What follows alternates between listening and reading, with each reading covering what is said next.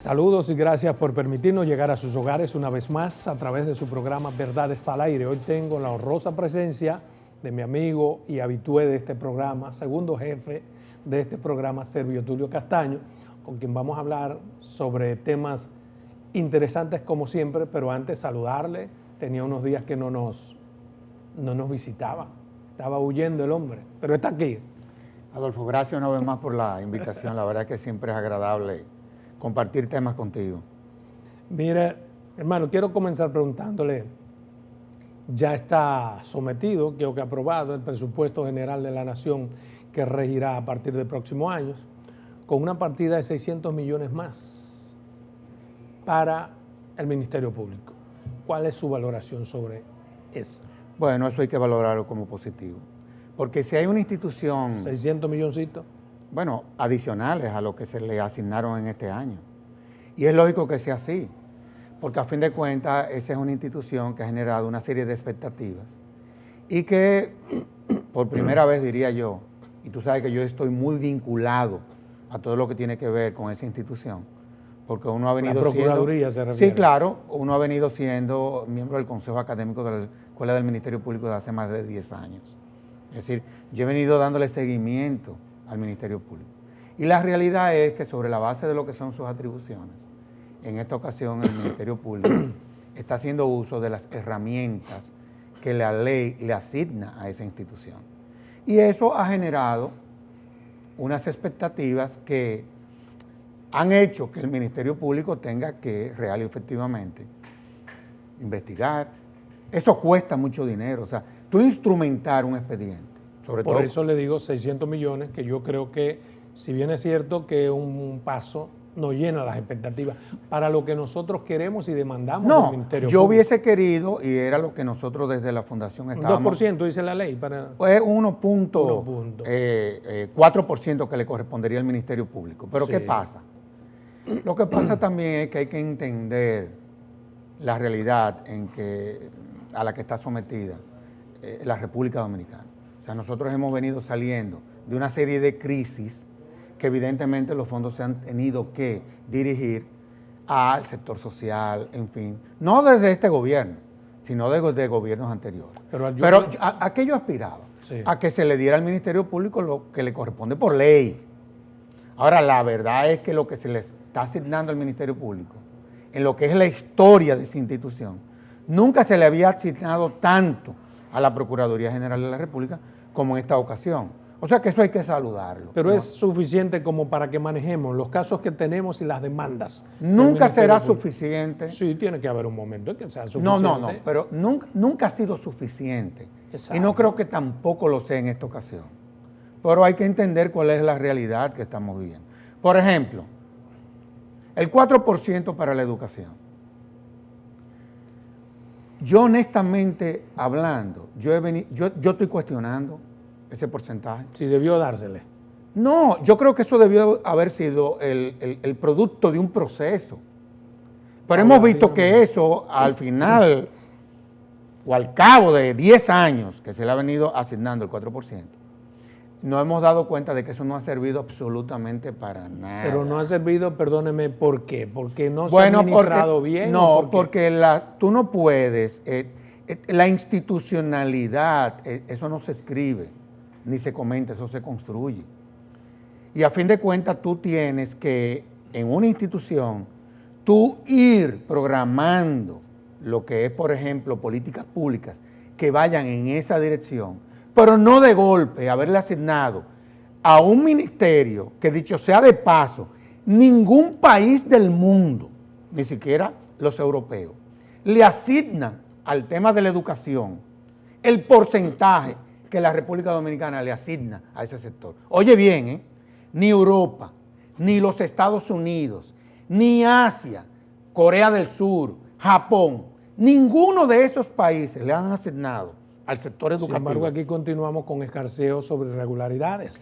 Ese es el problema del presupuesto, perdóname, porque a fin de cuentas, que ha sido utilizado como una botija. Porque eso, el Ministerio de Educación, una botija, se ha convertido en una especie como de plan social, en donde lo que el Ministerio históricamente centró su preocupación fue en el desayuno escolar. Oye, ¿en dónde?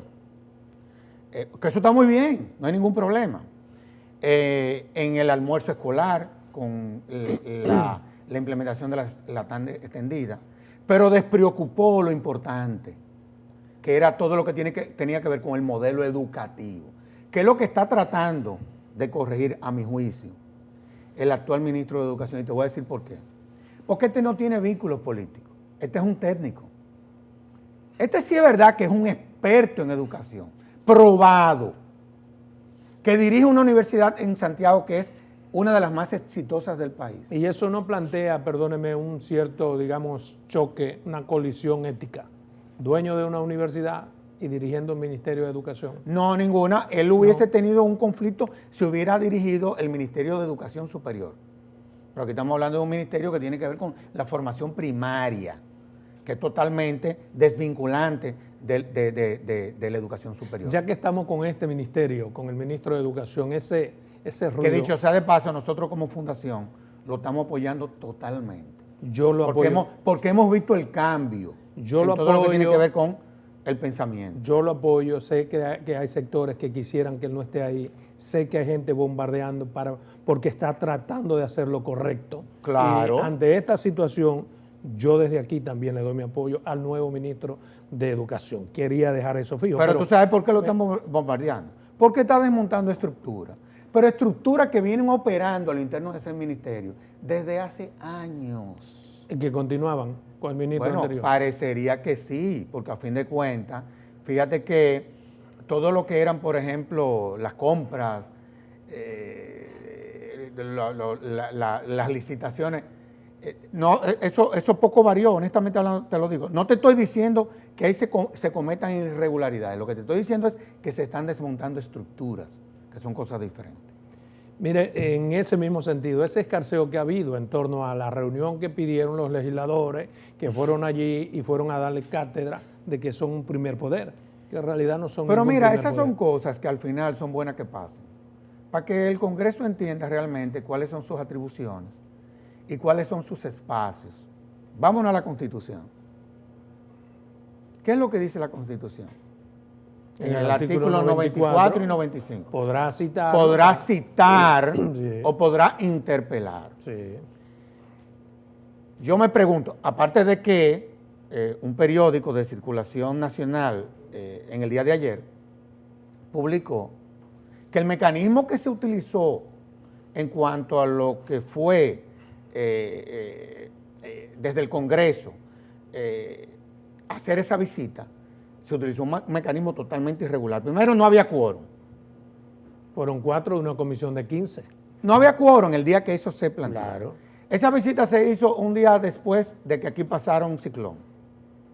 Y yo les recomiendo a mis amigos legisladores, porque yo fui consultor jurídico del Congreso, yo les recomiendo a ellos que cuando ellos quieran hablar con un ministro, que vayan y lo inviten a la comisión. A donde tiene que ir. Claro, porque oye, a donde la Constitución manda, perdóname, porque el 94 establece incluso que es allí, cuando se refiere pero allí, más aún, es en la Cámara de Diputados. Más aún.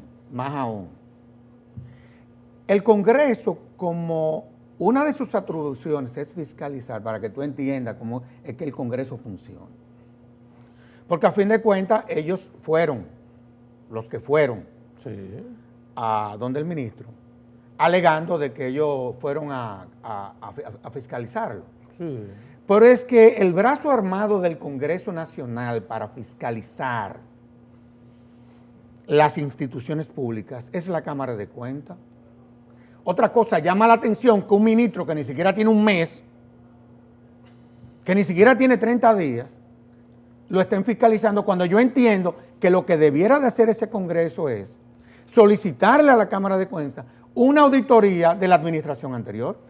Precisamente eso es lo que me llama la atención. ¿Cómo es posible fiscalizar a un hombre que tiene un mes como 30 ministro, días. Y no fiscalizaron al otro, que fue el centro de todos los conflictos y todos los ruidos, y duró 2 años? O sea, jamás se oyó a la Cámara de Diputados llamar al amigo Roberto Fulcar para que dé sus opiniones, jamás.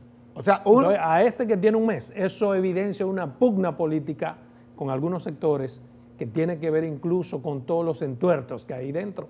a mi modo de ver, puedo estar equivocado. Bueno, pero esa no es una opinión única tuya, inclusive todos los hacedores de opinión aquí van en la dirección de lo que tú estás planteando. Porque hay cosas que son evidentes. ¿Y la tuya cuál es? Porque a mí me Bueno, interesa evidentemente de que ahí debe de haber un conflicto. Eso es evidente. ¿Y qué hacer?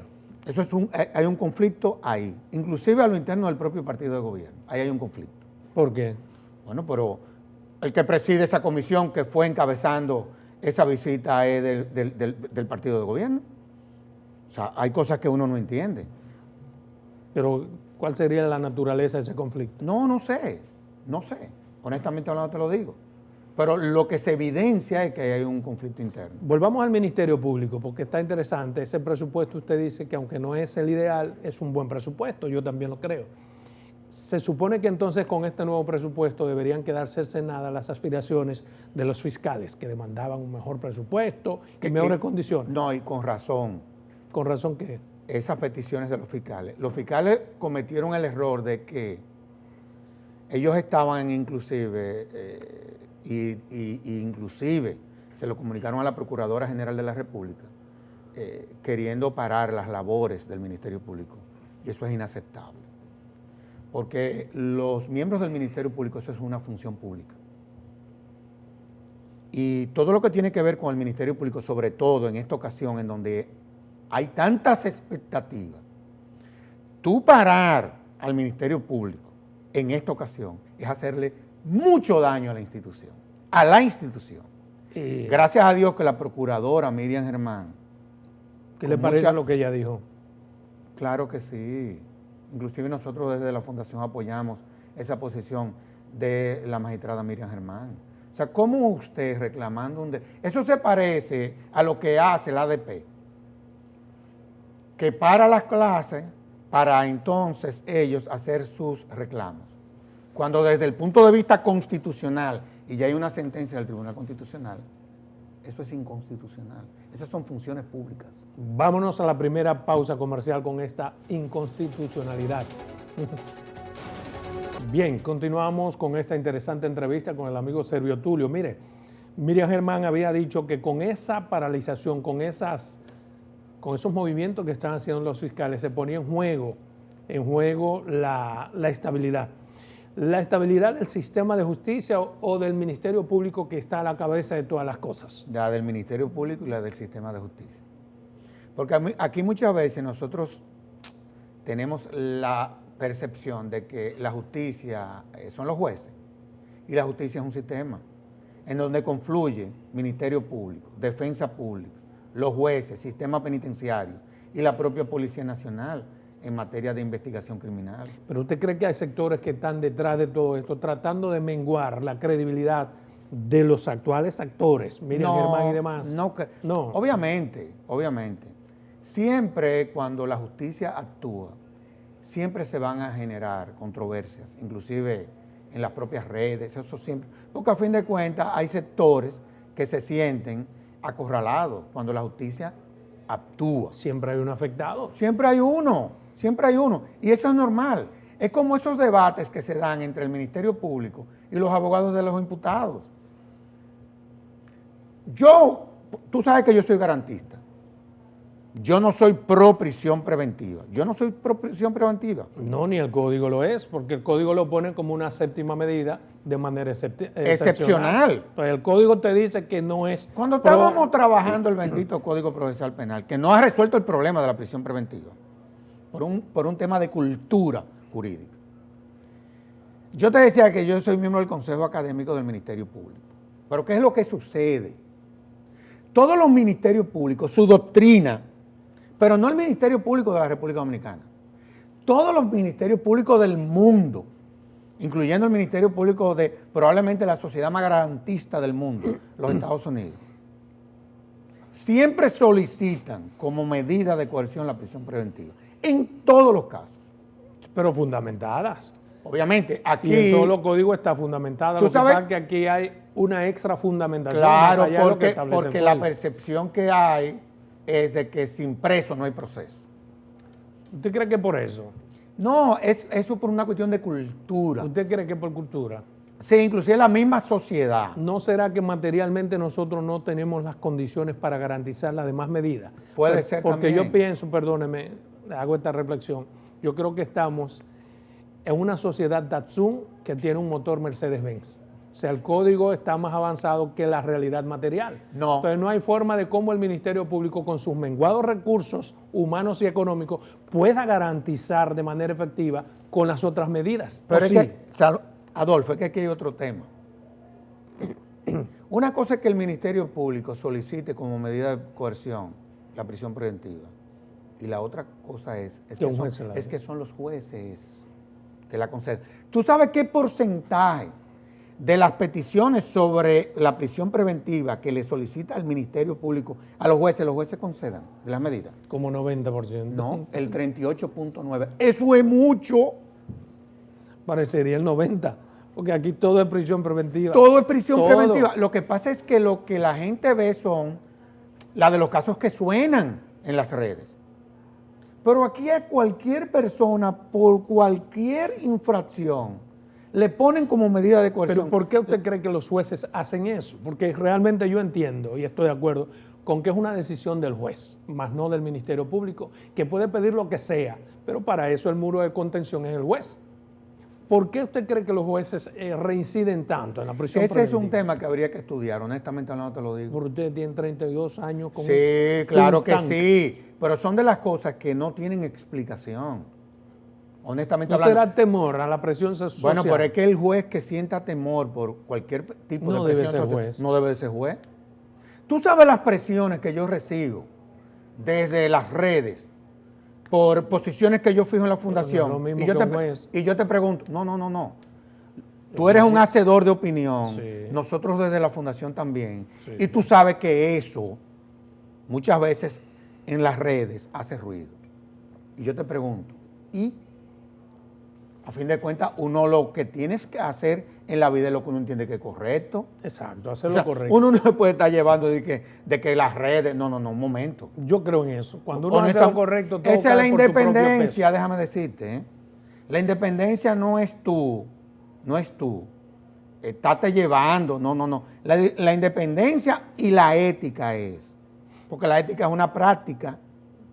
La ética no tiene ni siquiera que ver con ideología. Para empezar, todas las ideologías terminaron en dictadura. Sí. No me metas ya la ideología con el tema. La ética es una práctica.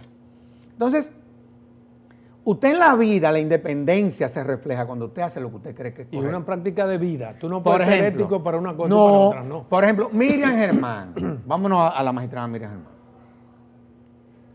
A Miriam Germán la conozco yo desde hace más de 40 años. Fue mi profesora de Derecho Penal Especial 1 y de Derecho Penal Especial 2. Y tenemos una relación de amistad. Miriam Germán no ha cambiado su discurso, aún siendo la Procuradora General de la República. Fíjate que se dan a veces diferencias de criterio, no conflictos, para que la gente entienda. No ha cambiado su discurso, pero en ocasiones no ha aplicado su discurso. No, lo que pasa es, porque sobre algunos casos que están en justicia, Miriam, cuando no era procuradora, tenía una posición radical. Dios le dio la oportunidad de ponerla como procuradora en la que podía manifestar eso que ella pensaba y tampoco lo hizo. No, entonces déjame explicarte cuál es la estructura del Ministerio Público. Que por primera vez, tú sabes que yo fui procurador general también adjunto. Adjunto. Claro. Sí. Pero me tocó ser el primer sustituto del procurador. Bien. De un procurador que viajaba mucho. ¿Qué sucede? En el año 2011, el estatuto del Ministerio Público se transformó en la ley orgánica del Ministerio Público. Yo fui uno de los relatores de la ley orgánica del Ministerio Público.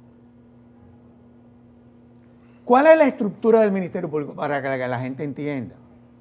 Porque se han dado públicamente diferencias de criterio entre la procuradora y la directora general de persecución. Me refiero a mi alumna querida, Jenny Berenice. Por eso yo le preguntaba ahorita, y perdóneme, si usted no cree que hay algunos sectores tratando de menguar. No. Porque querer establecer una diferencia insalvable entre esas dos damas. Lo que pasa es que No quienes quizás se han referido al tema desconocen la estructura del Ministerio Público. ¿Cuál es la estructura del Ministerio Público? Está la procuradora o procurador, que es la cabeza, es la figura política del Ministerio Público. La nombra el presidente de la República. Inclusive el procurador o procuradora general de la República es el ministro de Justicia en este país. Sí, claro. Bien. Es decir, que siempre tendrá un vínculo con el Ejecutivo. Siempre lo tendrá. Claro, depende. Por un tema. Un nombramiento. No, y no solamente eso. El diseño de la política criminal del Estado, desde el punto de vista de la Constitución, es el Procurador General de la República. Sí, claro. Pero ¿qué pasa? El diseño de la política criminal, desde el punto de vista operativo, está vinculado al Ministerio de Interior y Policía, que es el que tiene que ver con el diseño de la política de seguridad ciudadana. Lo establece la Constitución. Será responsable de la política de criminalidad. Sin embargo, No, pero más responsable que el propio procurador es el presidente, porque la gente no le reclama así a un procurador sobre la delincuencia y la criminalidad, es al presidente. Así es. Entonces, ¿qué sucede? Te dije que hay ese vínculo. Pero ¿qué pasa? Hay una estructura. Está la directora general de persecución, que la nombra o la propone la Procuradora General de la República ante el Consejo Superior del Ministerio Público.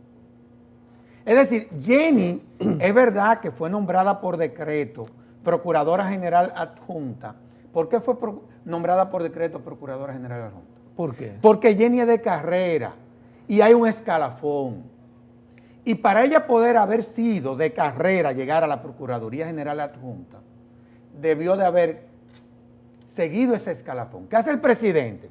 Que de los 7 que le corresponde al nombrar, nombró a Jenny Berenice. Voló el escalafón. No lo borró, porque acuérdate que está la procuradora y 14 procuradores generales adjuntos, en donde 7 vienen de la carrera y 7 lo nombra el presidente. El caso, por ejemplo, de Camacho. No, pero déjame seguir. Camacho fue nombrado de forma interina y se voló el escalafón porque él debió ser sometido, perdóneme, a evaluaciones para esa posición, ¿o no? No, Camacho ya venía por escalafón. Pero no fue sometido a evaluación para la posición. Pero se da una vacante. Sí. Y él pasa como procurador. Sin pero evaluación. Mira, sí, pero oye bien, eso es desde el punto de vista institucional. Él está interino. Eso es totalmente válido. Es válido porque él lo aprobó. Oye bien, ¿cómo es esto? Pero ahora tiene que someterse a las evaluaciones. Claro, y la va a pasar. Y la va a pasar. No, pero claro. ¿Y por qué usted lo determina? Porque así? Camacho, aparte las de evaluaciones son por numeritos. Pero y si alguien saca pero mejor lo que número pasa que con Camacho, porque es que la gente no sabe. Camacho fue director de la Escuela Nacional del Ministerio Público durante 7 años. Es probablemente uno de los miembros del Ministerio Público mejores formados que hay a lo interno del Ministerio Público. ¿La fiscal usted cree que también pasará la prueba? ¿Cuál fiscal? La fiscal del Distrito Nacional. No sé, honestamente. Que va a ser sometida. No. Yo no puedo decir si va a pasar o no la prueba. Usted dijo de Camacho que va a pasar. Oye, ¿qué es lo que pasa con Camacho? Lo que pasa es que con Camacho sí yo he podido tener una relación desde el punto de vista académico a lo interno del Ministerio Público. No, porque aquí hay que decir las cosas como son. Pero déjame decirte una cosa. Te dije que la Procuradora General de la República es la que propone al Director General de Persecución. Cuando llega la Procuradora Miriam Germán, ahí había un Director General de Persecución que la Procuradora no podía quitar. ¿Qué pasó? Que él renunció. Él es Procurador General Adjunto. Él renunció. ¿Qué hace la Procuradora? Propone a Jenny Berenice. Porque la Procuradora entendió que tenía el perfil. O sea, ¿cómo siguen? Perdón, espérese. Porque la gente tiene que entender alguna cosa. Jenny no es verdad que se la impusieron a Miriam al lado, sino que la propuso Miriam Germán. Para ser directora general de persecución. Sí, fue Miriam Germán que la propuso. Sí, y a señor. Camacho lo propone también. No, oye, ¿cómo es ahora? El PETCA, la directora del PETCA, que tenía como 10 años ahí, renuncia. Y es verdad que estaba cansada. Ella quería dejar eso desde antes de que terminara este gobierno. Ella terminó. Y desde que terminó, ella no quería seguir ahí. Mire, ¿qué hace el Consejo Superior del Ministerio Público? Ya no Miriam Germán, ni misma Jenny. Miriam dirigiendo el consejo. Bueno, pero te tengo que decir que hay una estructura. Sí, yo sé que la hay. El Consejo Superior del Ministerio Público elige a Camacho.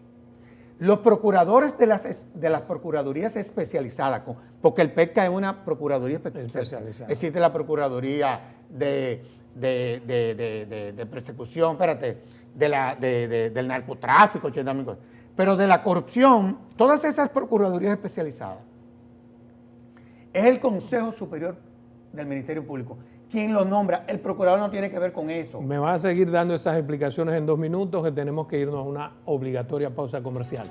2 minutos. Bien, continuamos aquí en su programa Verdades al Aire. Antes de irnos a la pausa comercial, usted tenía la palabra, estaba destacando. Quiero que redondeemos lo de Miriam, lo de las procuradurías especializadas. Sí, eso es exacto. el Consejo Superior del Ministerio Público. Claro. A través de procesos de evaluación, como tú decías. Sí. Ahora bien, esas diferencias de criterio que se dan entre Miriam Germán y Jenny Berenice, yo veo eso que es totalmente normal y es bueno. Normal. Eso no es la primera vez que pasa. En esta ocasión eso se filtró. Pero ¿por qué se da eso? No, te voy a decir por qué. Porque la naturaleza de Jenny, que viene formada de la escuela del Ministerio Público, es diferente a la de Miriam Germán, que viene de la Escuela Nacional de la Judicatura. Claro, claro. O sea, Miriam tiene una formación de juez, Jenny una formación de Ministerio Público. Perfecto. Sin embargo, uno espera que, siendo una misma estructura, Ministerio Público es uno indivisible, ese tipo de escarceos que uno ve mediante documentos se den en una mesa de discusiones. Pero de hecho, sin llegar a un memorándum que le manda Miriam a Jenny y que Jenny le contesta a Miriam. Pero mira qué pasó. Si hubiera tanta unidad, esa cosa... No, oye, ¿qué es lo que pasa? Como Miriam es garantista y la situación se presenta partiendo de una petición que hacen los abogados de un imputado, ¿qué hace? O de un presunto imputado, porque no ha habido un sometimiento, ni siquiera en medida de coerción. Hay una investigación. ¿Qué hace Miriam Germán? Oye, ¿cómo fue la cosa? Que le solicita opinión respecto a lo que le contesta Jenny Berenice a los abogados de esa persona que se está investigando, sí, para transparentar eso. Bien, pero lo que Miriam establece en esa comunicación que le envía a Jenny no es eso. Pero espérate, con la que yo estoy de acuerdo porque yo soy garantista. Bueno, sí, pero ella le está dando unas instrucciones que desbordan sus autoridades. No necesariamente. Bien, bueno, no necesariamente, es un asunto de criterio. Yo porque creo que es un tema administrativo. Lo que sí te puedo decir es, oye bien. La administración está arreglada también. Hay reglas. Sí, pero lo importante es que eso lo que refleja es que a lo interno del Ministerio Público hay una independencia funcional. Eso no es malo. Bien, mire, usted que es garantista, ¿cuál es su valoración sobre esto que está pasando con la Cámara de Cuentas? ¿Ha sido sometido el presidente de la Cámara? Bueno, ha habido 2 acusaciones serias. Digo yo, no puedo decir que sean serias las acusaciones, sino... ¿Son serias? No. Pero quiero decir serias en el sentido de por lo que se está denunciando de él. Porque a fin de cuentas, la seriedad de esas acusaciones la tiene que determinar el Ministerio Público. O sea, quiero realmente explicar el concepto en cuanto al uso de ese término seria. Eso lo va a determinar el Ministerio Público luego de que ¿Se usted llama seria en este caso, así es verdad? No, por lo que se le está acusando, que es acoso y por dispendio de los fondos de la Cámara de Cuentas. Esas son acusaciones gruesas. ¿Usted cree que hay intención política detrás de todo eso, como dicen algunos?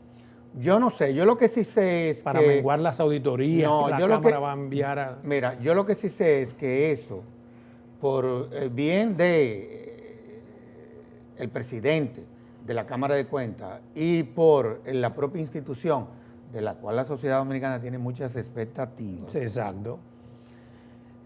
Eso hay que llevarlo hasta las últimas consecuencias. Cuando te digo hasta las últimas consecuencias es que el Ministerio Público debe de investigar eso con profundidad para determinar si hay indicios o no, y el Congreso Porque es que el Congreso tiene que aprender, A jugar su papel. sí, pero tiene que también entender que hay un trámite.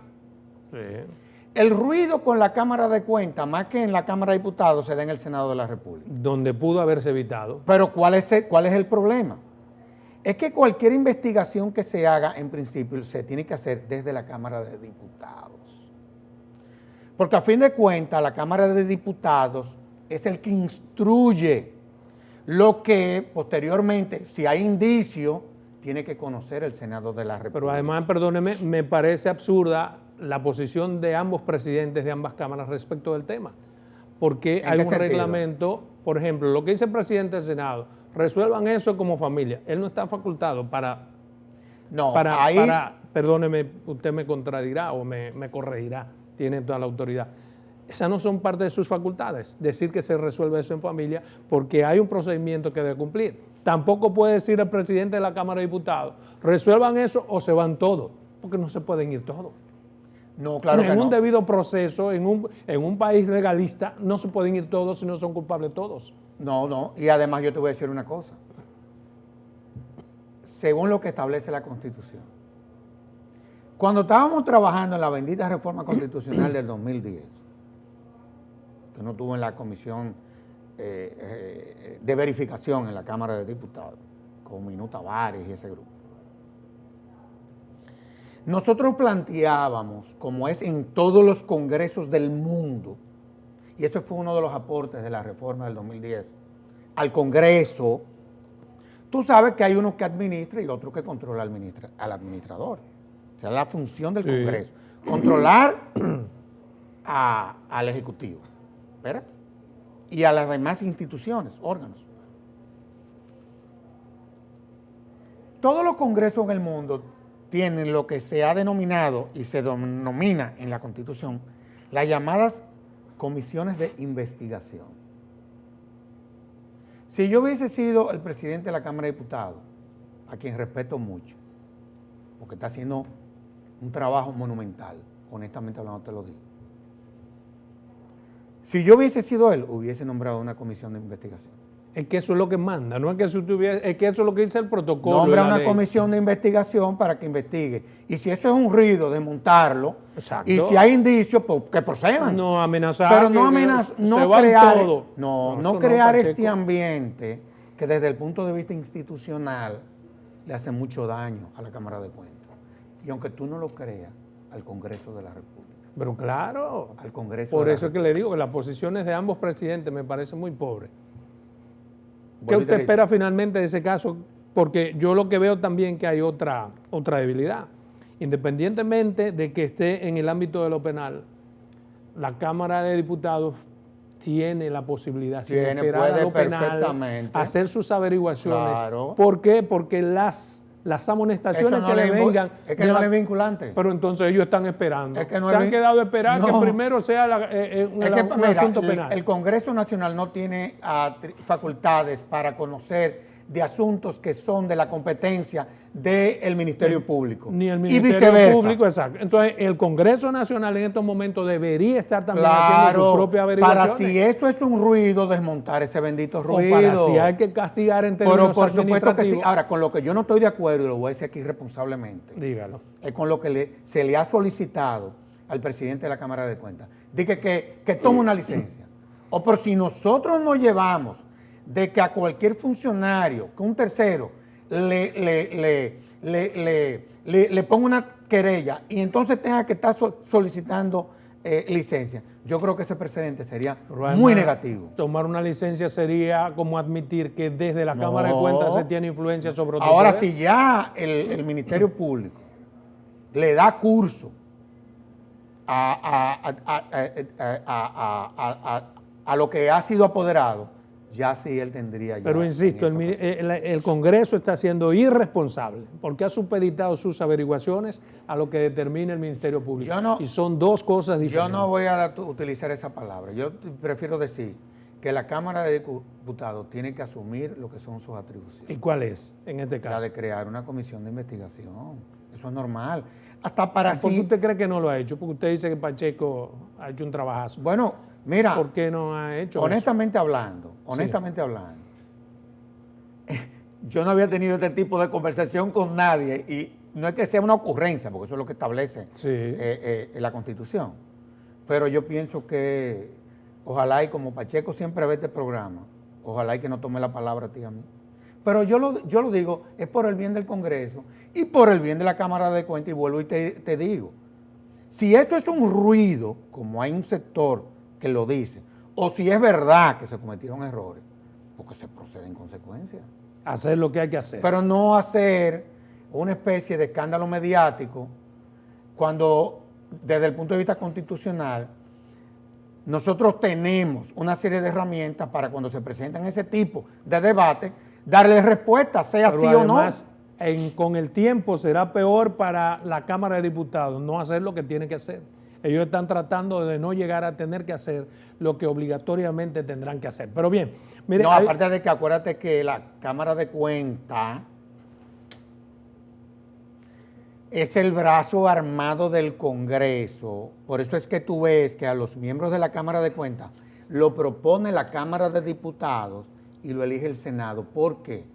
Porque la Cámara de Cuentas, sus informes, no es al Ejecutivo que se los remite todos los años, es al Congreso Nacional. Bien, mire, hay otro tema que me interesa. Como es decir, que hay una corresponsabilidad entre Cámara de Cuentas y Congreso de la República. Y en que se haga lo correcto. Pero por supuesto. Hay un tema que me interesa saber su opinión como Fundación Institucionalidad de Justicia.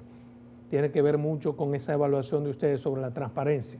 El país ha quedado catalogado en el tercer lugar. Y es verdad. En torno a transparencia. ¿Cuál es su valoración? valoración? En torno a transparencia no. La transparencia es muy amplia.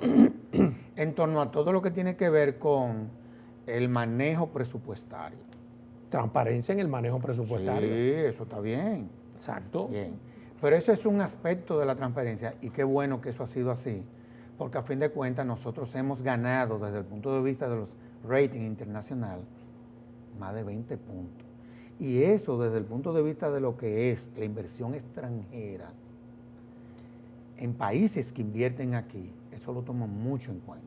Por eso ¿El presidente es corresponsable de esa transparencia? No, debe sentirse. El presidente es el líder de ese proceso, esa es la realidad. De ese proceso de transparencia. Evidentemente que sí, porque acuérdate que la Dirección General de Ética e Integridad Gubernamental, que es una dependencia de la presidencia, acuérdate que ahí está nada más y nada menos una persona que tú y yo queremos mucho. Puede ser la verdad. La doña. La doña. Vámonos a una tercera y última pausa comercial, regresamos en 2. Bien, continuamos aquí hablando sobre la transparencia y los logros que hemos alcanzado, de los cuales yo estoy de acuerdo con usted. El presidente tiene que sentirse bien, porque parte de esa inoculación de transparencia tiene que ver con ese carácter que él impregna a su gobierno. No, y además hay algo. Yo decía, y lo dije en una entrevista que me hicieron, que si bien es cierto que esa es una realidad, que desde la presidencia, digamos así, la sociedad percibe que hay una voluntad, digámoslo de esa forma.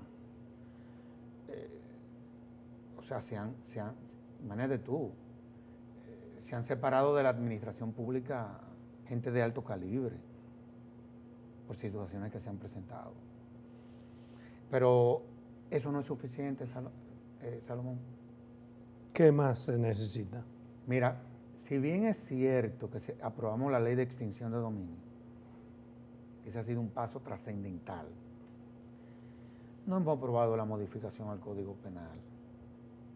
No hemos aprobado todo lo que es, yo te diría que... ¿La modificación al Código Penal o el nuevo Código Penal? Es un nuevo Código Penal. Exacto. Hay en el Congreso y en el Senado de la República una nueva ley de compras y contrataciones. ¿Cuáles son los escándalos que se le han presentado a este gobierno en la compra y en la contratación? Usted se reunió con el presidente del Senado y creo que discutió esos temas que le garantizaron allí. Sí, que ya se mandó a una comisión que preside Farida Raful y estamos trabajando el tema desde el Senado de la República. ¿Y por qué duran tanto esos temas que son tan contundentes? Mira, no es... versus algunas otras cosas? No, y más esa... No, lo que pasa es que lo más difícil en un país es tú modificar un código penal. ¿Te crees? Sí, eso. Pero Más fácil es lo más fácil en este país es modificar la Constitución. Debería ser lo más difícil, la Constitución. Pero yo y creo, la modificamos de un día para otro. Mira, yo creo que el Código Penal, porque ya hay un pacto político de que las causales no van. Olvidémonos de eso. Pues salgamos de eso. El tema es el tema de la discriminación, que como se planteó en la comisión, eso es un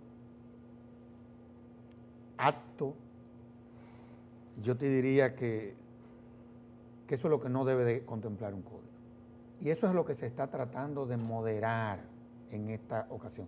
Pero respecto a lo demás, ya todito estamos de acuerdo. Todo el mundo. O sea, tendremos un código penal Yo sin creo las que en causales. esta, sí, no va a la causal. Lo tengo que decir porque es la realidad. Eso se pactó ya. Hay minorías en el Congreso que han mantenido su posición, pero los tres partidos principales, que son los que tienen la mayoría para que dijeron que no van las causales. No, eso se pactó, vamos a estar claros ya. Y vamos ya a oyeron feministas, oyeron y mujeres. vamos ahí ya diciendo las cosas como son. Ahora bien, el código hay que aprobarlo y te voy a decir por qué.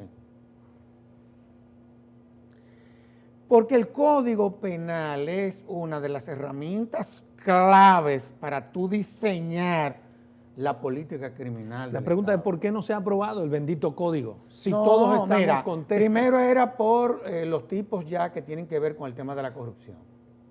Pero ya eso, ya la clase política pactó. Vamos a tener un Código Penal que va a sancionar la corrupción. El actual es muy difuso, para que tú lo sepas. Por eso es que tú ves que cuando se le someten casos de corrupción al sistema, es complicado para el sistema darle una respuesta adecuada. Pero ya que lo que pasa, nosotros tenemos 37 tipos penales que son el producto de la nueva modalidad del crimen, que no están contemplados en el Código Penal. Por eso es que tú ves que el Ministerio Público tiene que presentarle al Poder Judicial expedientes de 5,000 páginas, 7,000 páginas, una verdadera locura. Pero esa es la razón. Mire, usted ha dicho, siempre leo lo que usted dice o lo que escribe, todo. Yo le doy seguimiento, usted lo sabe. Usted dijo, el Ministerio Público atenta contra la presunción de inocencia en determinados casos. En los Palabra casos, suya, ¿en qué casos? En los casos en donde el Ministerio Público, abriendo una investigación, por ejemplo, un miembro del Ministerio Público va a un programa y dice que se está haciendo una investigación, como para ponerte el ejemplo, a Adolfo Salomón. Yo no creo que un sufisma eso de la presunción de inocencia. No, eso es un principio constitucional. Pero no para el Ministerio Público. No, pero el Ministerio Público no puede hacer eso. No. El Ministerio Público puede hablar de un caso cuando ya hay un sometimiento. Está bien, pero yo o una medida de coerción. Pero en un caso en donde puedan estar investigándonos a ti, a mí, y un miembro del Ministerio Público en un programa y decir que a fulano de tal lo están investigando, desde que sin haber medidas de coerción, sin haber nada. Eso atenta contra eso le iba a decir, presunción de desde inocencia. que el Ministerio Público establece medidas de coerción e inicia las averiguaciones, para el Ministerio Público esa presunción de inocencia ya no existe. Es que, porque comienza una presunción de culpabilidad. Bueno, sí. Quien debe garantizar esa presunción de inocencia es el tercero imparcial, sí, que es el juez. Pero eso, oye bien, los jueces que son los terceros imparciales, como tú dices, y es verdad, desde el punto de vista constitucional lo son, porque acuérdate que en un proceso hay partes. Pedirle a un ministerio porque garantice presunción, pero yo soy el que estoy investigando, claro, y te voy a acusar, yo te presumo culpable, no inocente. Pero tú tienes que entender también cuál es, así como la misión del Ministerio Público es acusar. Debe garantizar el debido proceso, sí, eso es lo que y puede. La tutela judicial eso es lo que puede hacer. Sí. Ahora, ¿cuál es pero no la presunción de inocencia? Pero ¿cuál es la misión de los imputados?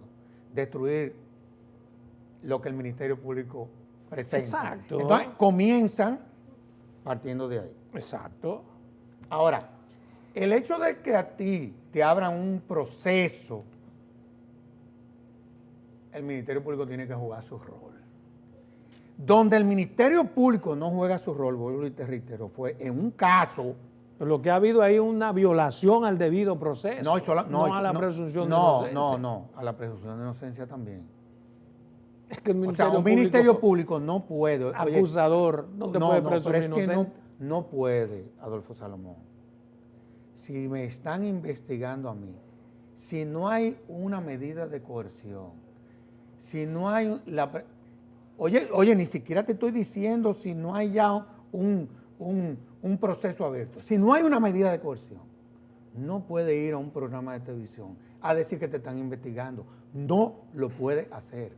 No lo puede hacer. Bueno, Es el más, código lo que eso dice es- que el Ministerio Público, en tanto en cuanto no haya medida de coerción, tiene el monopolio de la información. Sí, Y pero no cuando la usted puede tiene el dar, no puede pero- decir que pero está el código no investigando a dice una que persona. no puede.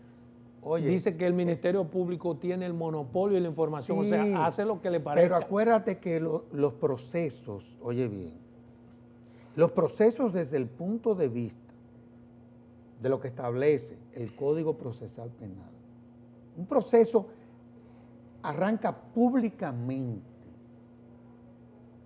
A partir de la medida de coerción. Claro, pero mientras Sí. tanto tú no puedes estar diciendo esas cosas públicamente, hasta por el propio Ministerio Público. Eso es tú, inclusive, advertir a quien tú estás investigando. Eso es un error, garrafal. Te lo digo honestamente hablando. Y por eso nosotros dijimos, y hablamos inclusive hasta con la Procuradora General de la República, que fue la primera que se quejó de eso. Bueno, mire, hay un tema que ustedes como fundación le han dado un seguimiento extraordinario históricamente, que es lo que tiene que ver con las elecciones, con la Junta Central Así Electoral. mismo es. ¿Qué está pasando? Que no se aprueban las modificaciones que todos consensuamos, todos sabemos que son necesarias y determinantes para un buen proceso electoral. ¿Por qué si todos los partidos, todos los actores saben que hay que modificar la ley de partidos políticos y la ley de elecciones? ¿Por qué no se ha hecho? Porque, dígame usted, porque yo no entiendo. Bueno, porque, ¿qué fue lo que pasó? Nosotros aprobamos una ley de partidos políticos, que dicho sea de paso, más de 14 artículos han sido declarados inconstitucional. Una cosa... En el libro récord no de los Guinness. No, en el mundo no ha habido en el mundo. Sí, en el mundo. Claro. No ha habido una ley Tan atacada. en donde el que tiene el control de la constitucionalidad le haya declarado tanto artículo. No, en el mundo, lo hemos oído. Sí. Tú sabes que nosotros tenemos una visión comparada en la fundación. Estamos buscando precedentes comparados. En el mundo no ha habido. Y en tan poco tiempo. Oye, porque ¿qué fue lo que pasó? Aquí nosotros aprobamos esas leyes para legitimar el modelo político que se ha instalado en la República Dominicana. ¿Qué pasa? El proceso electoral anterior demostró que esas leyes no servían para nada. Y todos los actores lo vieron. No servía para nada. Es más, eso trajo crisis a lo interno de los partidos políticos y una le trajo crisis mucho en problema al órgano rector, a la Junta Central Electoral. No, y en términos económicos se fueron una gran cantidad de recursos. Oye, que una no hemos locura, sumado. una locura. ¿Qué pasa? ¿Qué pasa? Yo creo que ha habido, en cuanto a lo que ha sido el proceso, yo creo que aquí se han cometido, no errores, pero yo creo que el escenario ideal para que eso se debatiera, a mi juicio, era el Congreso Nacional. Pero ahí es donde se está debatiendo, hermano. Ahora, ¿pero qué pasa? Perdimos un año Está bien. en el Llevando Consejo la- Económico y Social. Que yo dije desde ¿Qué el principio pasó? que no debían No, llevarlo que esas ahí. son dos leyes que tienen un componente político muy alto. ¿Qué pasó? Oye, yo respeto el Consejo Económico y Social. Yo ni siquiera critico eso. Yo lo que dije fue cuando el Consejo Económico y Social ya tenía el texto. Le dije al presidente de la Junta Central Electoral, presidente, vayan usted, el presidente del Consejo Económico y Social, vayan los dos, En un minuto, dime qué se puede hacer para eso. Porque o que el presidente del Consejo Económico y Social, el presidente de la Junta Central Electoral, se junten con los líderes del Congreso, le presenten sus propuestas. Yo decía que se abriera una mesa de trabajo. la mía es que se saque del Consejo Económico porque no es facultad del Consejo Económico conocer esas cosas. No, es que, oye lo que se dio, la Cámara de Diputados estaba conociendo un código electoral y el Senado de la República estaba conociendo la ley de partidos políticos y la reforma del régimen electoral. Es decir, teníamos tres instancias conociendo lo mismo. Pero ha sido tan difícil ahora. No, en esta ocasión, ¿Qué es lo que oye pasa? lo que ha pasado. En un minuto que ya no tenemos más tiempo. No, ya el Senado de la República está conociendo lo que se consensuó en el Consejo Económico y Social. Nosotros hemos trabajado en esa comisión y hay evidentemente diferencias de criterio, como por ejemplo, con el tema del financiamiento, con el tema de la paridad, entre otros temas. Ojalá y que se generen esos consensos y esa ley se apruebe, porque si no se aprueba, va a haber problemas. En la próxima selección. Sí, va a haber problemas. Bueno, siempre es demasiado breve hablar contigo, hermano. Así Gracias. que queda abierto siempre las puertas de Verdades al Aire. Nos vemos.